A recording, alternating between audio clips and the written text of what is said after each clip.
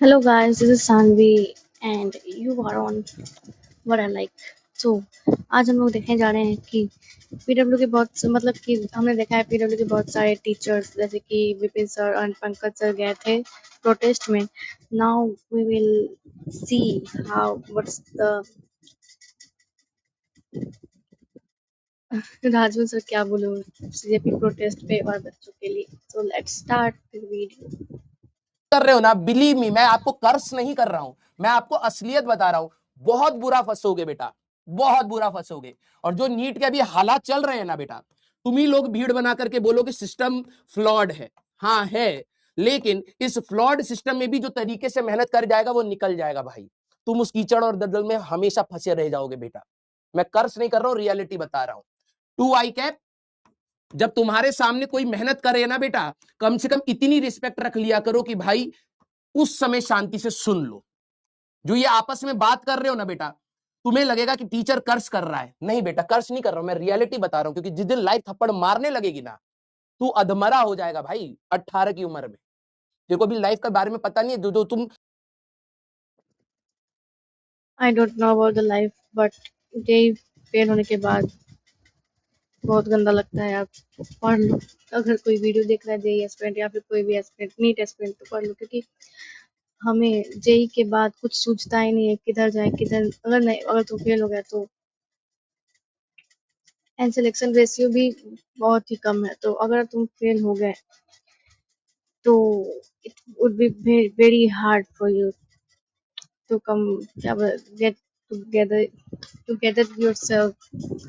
बहुत गंदा फेज होता है. आपको पता ही नहीं होता है कि आपका इंटरेस्ट कहीं और होता है. मतलब जेई के लिए, जेई से रिलेटेड आप रिसर्च कर चुके होते हो, बट जेई फेल होने के बाद आपको पता ही नहीं चलता है किधर जाए किधर नहीं जाए. आप पूरे ब्लैंक हो जाते हो. पूरा डिप्रेशन डिप्रेशन तो नहीं, I won't use the word depression because it's very bad word. असली में कोई डिप्रेशन चला जाए तो it's very bad. So I won't use the word depression. But अगर मतलब आप आधे तो होते आधे रास्ते डिप्रेशन के जाने के आधे रास्ते तक आप पहुंच चुके होते हो, तो प्लीज डू स्टडी अच्छे जितना हो पाता है. मतलब किसी भी हाल में अगर कोई परेशान कर रहा है तो उसको उसको छोड़ो. मतलब प्रॉब्लम होते हैं, मान लो घर पे भी है तो बहुत बच्चों को नहीं जाने दिया था लाइब्रेरी, या फिर घर से हम ऑनलाइन तो घर से ही पढ़ाई करेंगे ना, तो बहुत लोगों को प्रॉब्लम होती है. लेकिन ये सोचो कि आज का आज करना ही है, अगर नहीं कर पाए तो it would be very hard for you. Internet पे जो जिंदगी देख रहे हो ना, वो 0.1% है रियलिटी का. समझ रहे हो? इतना गुस्सा आता है ना, फिर यही वो बच्चे बोलेंगे सर वेक्टर्स नहीं आता है. अबे तेरी औकात ही नहीं रहेगी फिर समझने की. इसके बाद तू 1D समझेगा या वेक्टर समझेगा? क्या बोले यार.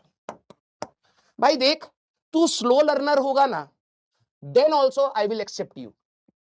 देन ऑल्सो सबसे स्लो होगा तब भी मैं तेरे को मोटिवेट करता रहूंगा कि बेटा इतनी स्पीड रखनी पड़ेगी, थोड़ी सी मेहनत कर, थोड़ा रिवाइज करके आ.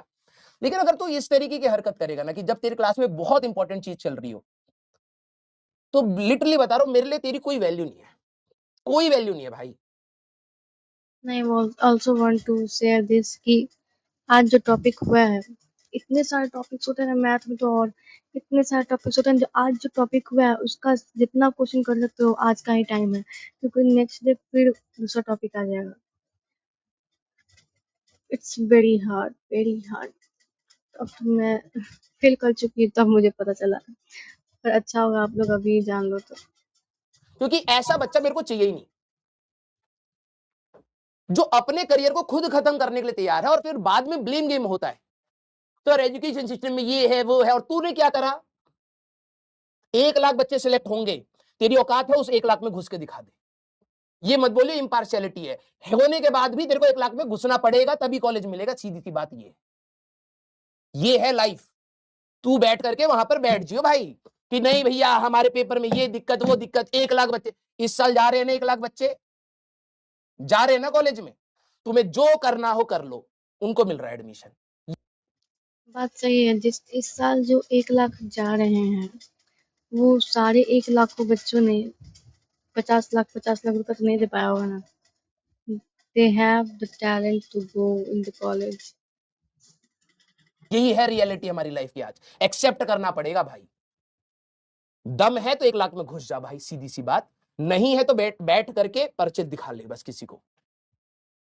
समझ नहीं आ रही, इनके सामने लाइफ चल रही है, तुम्हें ओपिनियन चाहिए था हमारा। ओपिनियन मैं बताऊं, तेरे को पढ़ना चाहिए,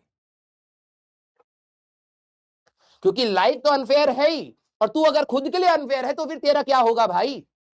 कम से कम खुद के लिए तो काम कर ले। डॉक्टर बनेंगे ये, बड़ा बुरा लगता होगा ना तुम्हें जब लाइफ अनफेयर होती होगी।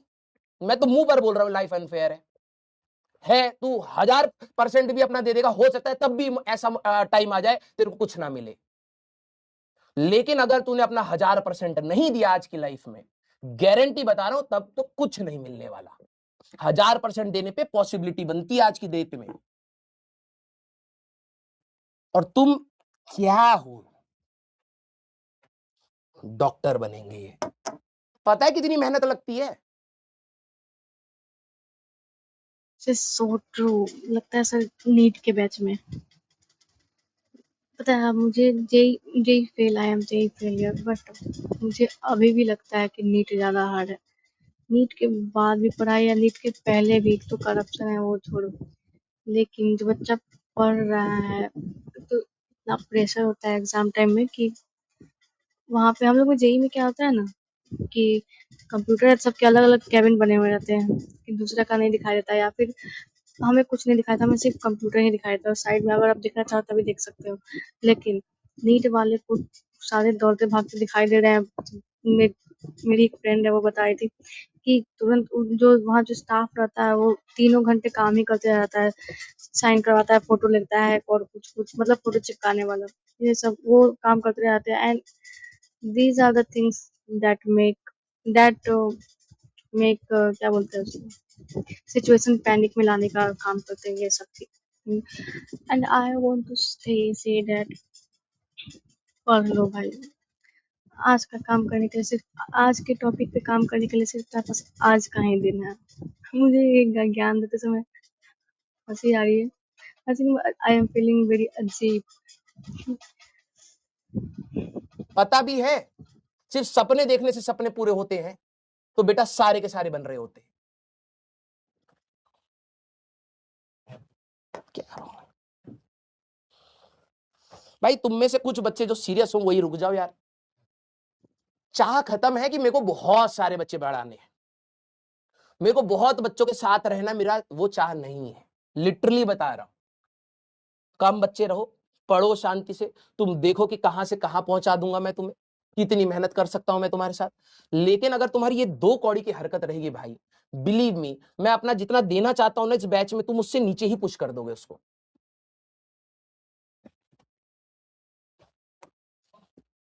मतलब कितना इंपॉर्टेंट है तुम्हारे लिए, कितना इंपॉर्टेंट है कि आपस में ये पूछ लेना कि भाई तुम कैसे हो, ये इंपॉर्टेंट है तेरे लिए।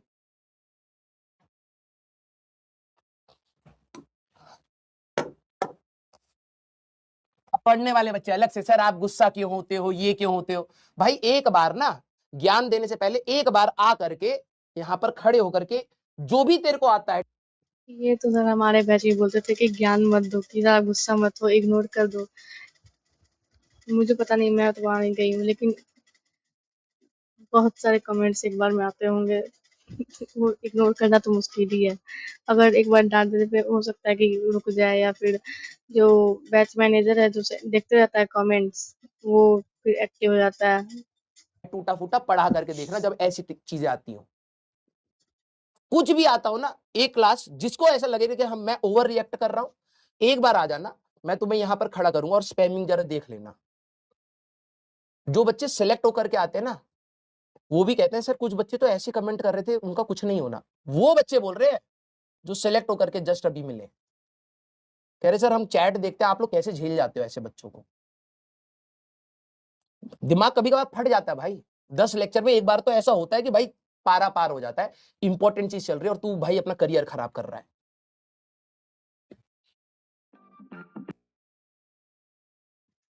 Okay guys, this was the video and quite unexpected। पता नहीं, मुझे ऐसा एक्सपेक्टेड नहीं था कि सर ऐसे रिएक्ट करेंगे। प्रोटेस्ट के बारे में पूछने के लिए। हो सकता है दूसरे बैच में सर कुछ बोले हों, लेकिन दिस वीडियो से पता चलता है कि बच्चों पे गुस्सा। लेकिन सही बात है, जहाँ पढ़ने का टाइम है वहाँ पे तुम पढ़ नहीं रहे हो, दूसरा की गलती के बारे में पूछ रहे हो। Okay bye. If you like the video please do like and subscribe. Bye, मिलते हैं फिर नेक्स्ट वीडियो में। बाय।